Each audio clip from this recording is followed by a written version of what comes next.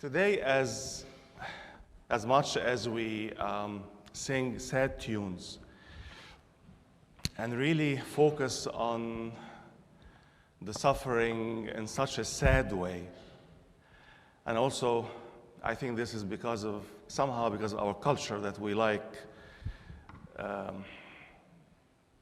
sad emotions. We find ourselves relating more to feelings of sadness, sorrow. And the Pharaohs, their celebrations, and actually some of the tunes that we use, it was taken from their funeral tunes.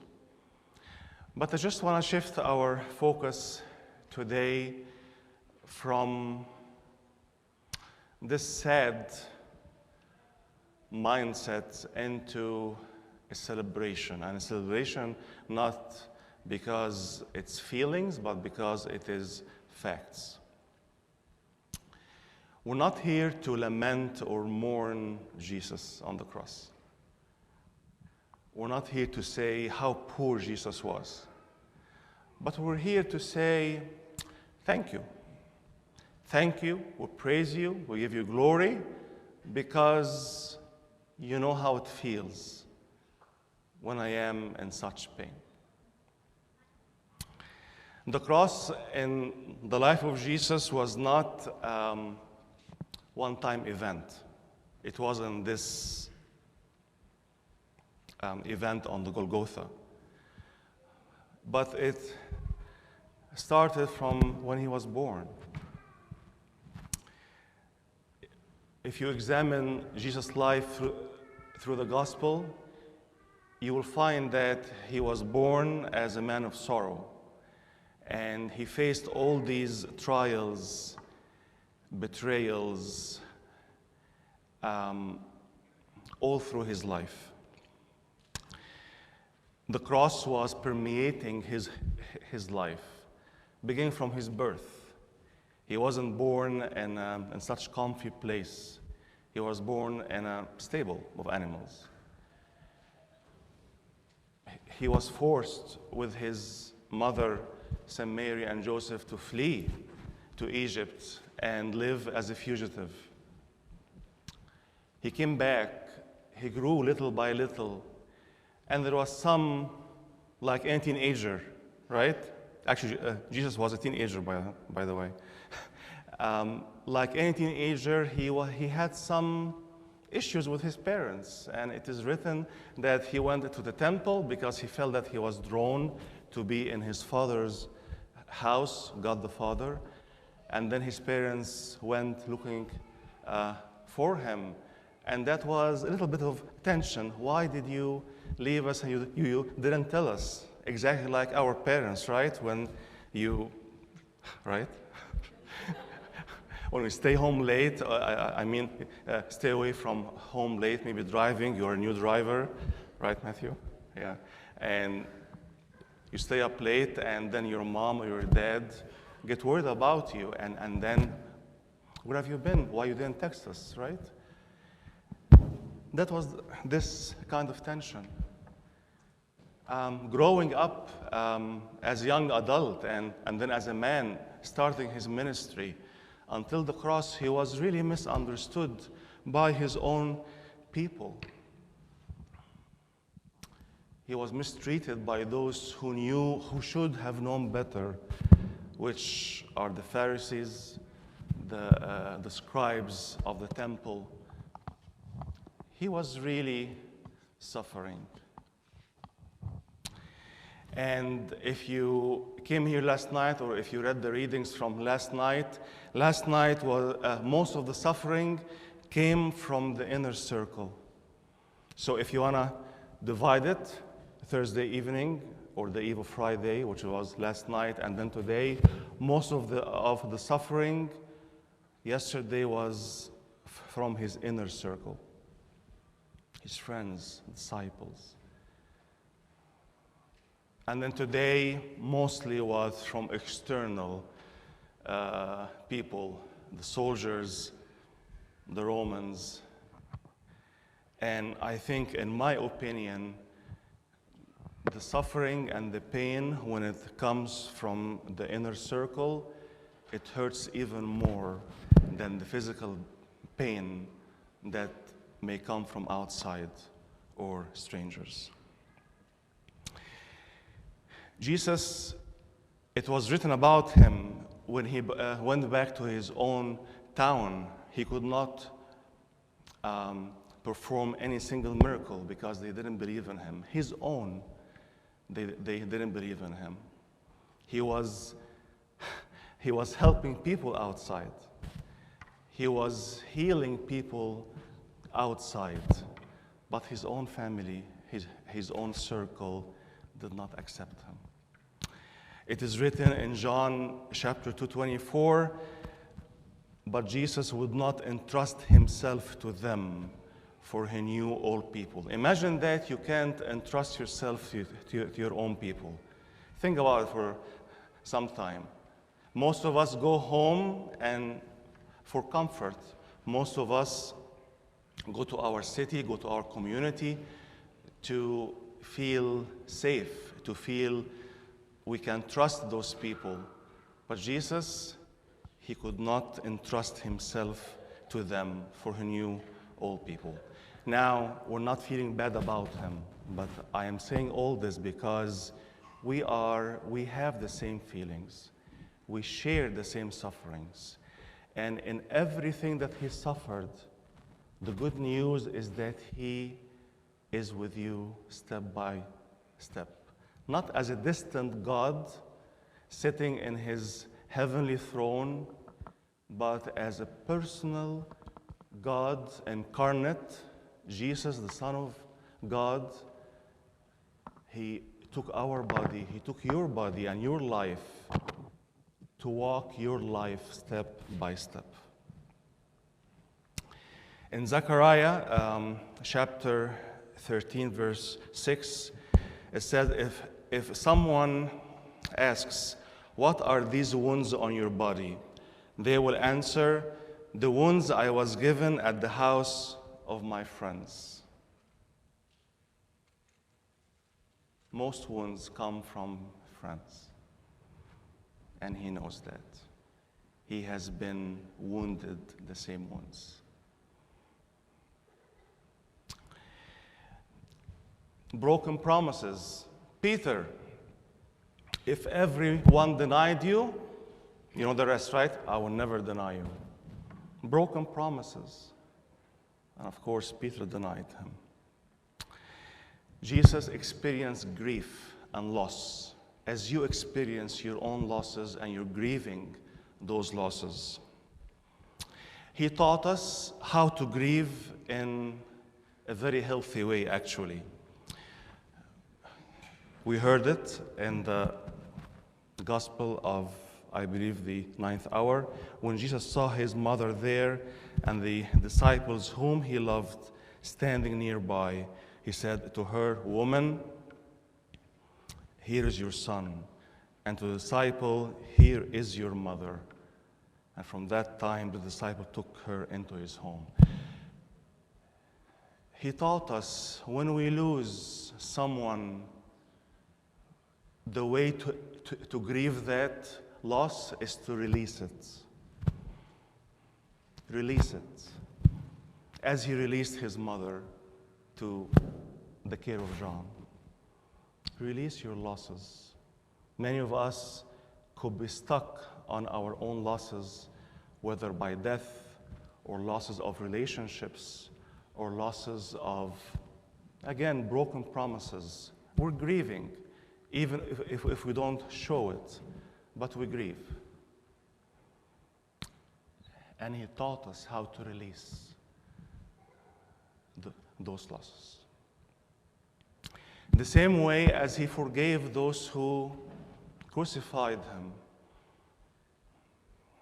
He said, Father, forgive them because they do not know what they are doing.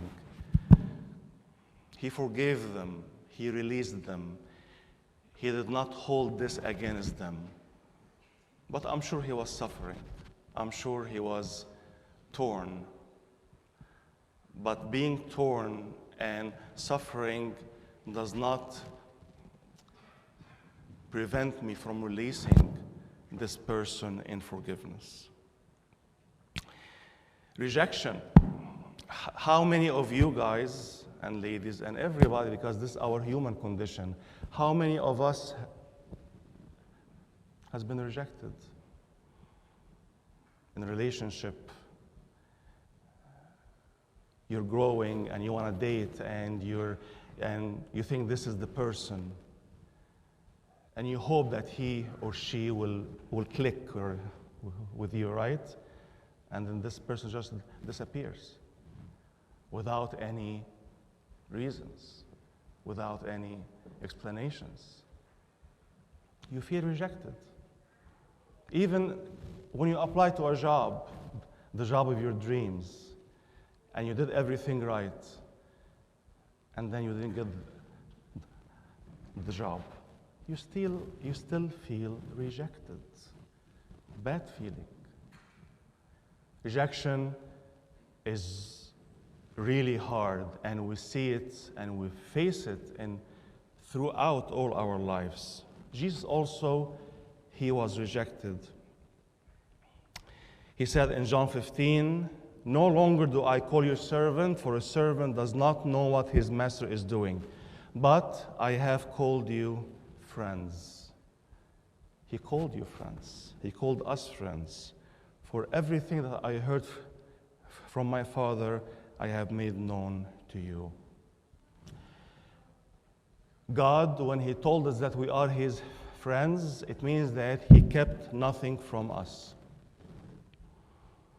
Exactly as you have your own friends and you keep nothing from them, there is no boundaries. You have full confidence and trust in them that they get you. But then, to your shocking surprise, those friends whom you let your guards down with, they leave you alone in the time of need, or they deny you, or they betray you, or they curse you, or they just run away. He knows how it feels to be alone.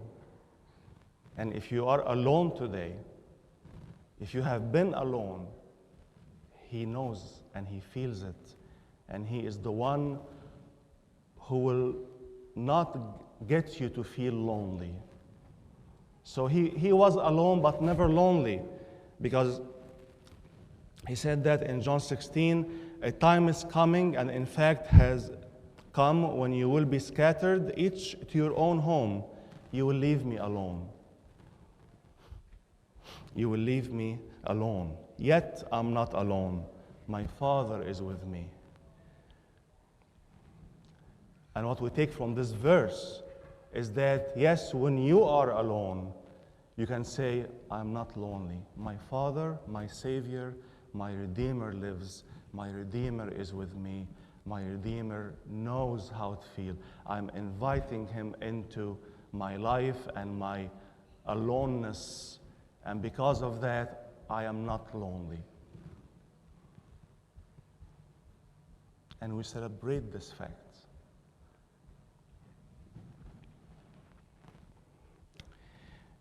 In Proverbs chapter 18:24, "One who has unreliable friends soon comes to ruin, but there is a friend who sticks closer than a brother. الصديق ألزق من الأخ." If your friends leave you, you have the friend, which is your Savior, Jesus Christ, your Lord, the lover of mankind. He is closest to you than your own friends, than your own skin even. "Though my father and mother forsake me, the Lord will receive me." أبي وأمي تركاني أما الرب فقبلني. If you feel you're alone, even your own parents, they leave you. Your own friends, they leave you. The Lord is within you. He was ridiculed, he was lied to, gossiped about, but he still practiced forgiveness to those who did him wrong. And you can do the same. Because he did it for you, not for himself. He didn't need to. This entire day is for you, actually, for me and for you, not for the Lord. He does not need our time, he does not need our praise, but he loves it. So we come here, we look at the cross, we feel we're not alone. He feels my pain, he knows my suffering, and I honor him and give him thanks and worship him, not with my body, or with my soul, with my life. So the cross is not one-time event. It is a reality of suffering in this life. We have to accept that there is suffering. And most of us spend all our life to run away from suffering, escape from suffering. And if we ever suffered, our focus is to how to get back to normal, or just numb this pain or move on. But the cross doesn't tell us. It is a reality that promotes growth, learning, and expansion of limits. الله لما يبقى عاوزك تتألم، ومش لما يبقى عاوزك. حياتنا هي حياة مملوءة بالضيق. دي طبيعة الحياة. والله عاوزك تكبر وعاوزك توسع تخومك. فاكرين الآية بتاعت ليتك تباركني وتوسع تخومي. It is not only in the comfort, بس لما بيوسع تخومنا معناه he expands your limit to bear pain, to learn, to grow. He expands your territory of understanding. He expands your territory of wisdom, of compassion. When we suffer, we feel more compassion for those who suffer. If we don't suffer at all, or we spend our life running from suffering, we have no compassion to anyone. We understand and we accept our human brokenness and vulnerability. I love looking at the cross here because Jesus' hands were stretched open and nailed. And this is a very open, vulnerable way, actually. He couldn't even protect himself. It is non-defensive posture. To say, I am taking all your suffering and not withholding anything from you. Look at this, please. Look at this icon. And just reflect on whatever you are suffering from now. Whatever losses, whatever grief, whatever rejection, whatever. And look at him being non-defensive, receiving your suffering, and not withholding anything from you. And this is why we celebrate today.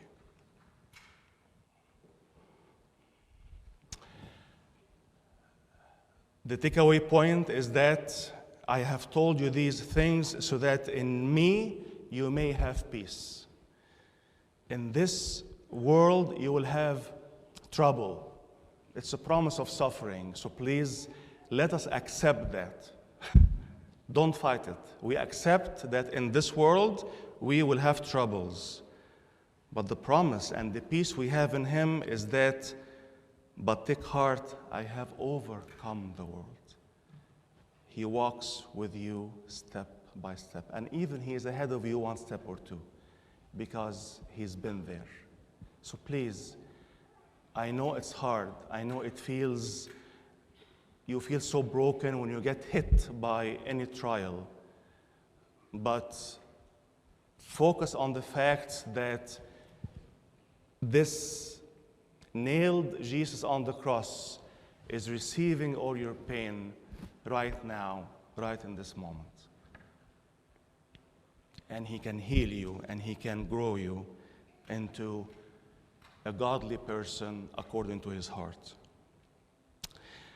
Isaiah 63:9, in all their distress, he too was distressed.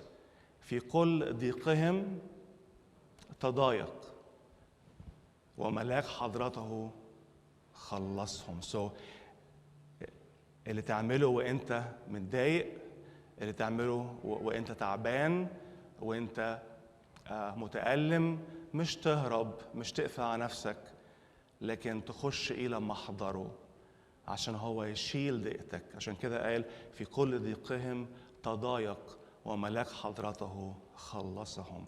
In all their distress, he was too distressed, and the angel of his presence saved them. In his love and mercy, he redeemed them.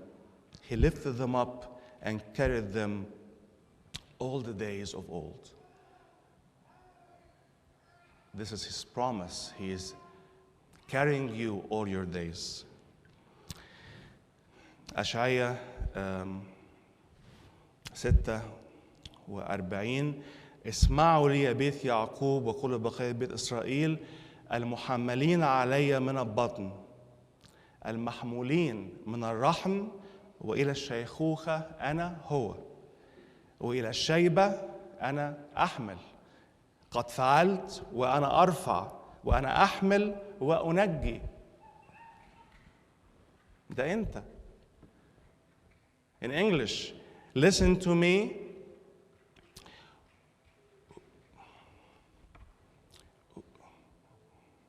Who have been upheld by me from birth, who have been carried from the womb, even to your old age I am he, and even to the gray hairs I will carry you.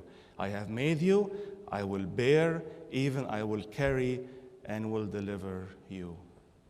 محمولين على أذرع الأبدية.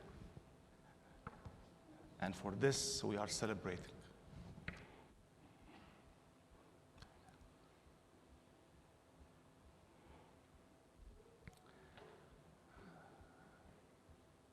To him all glory forever.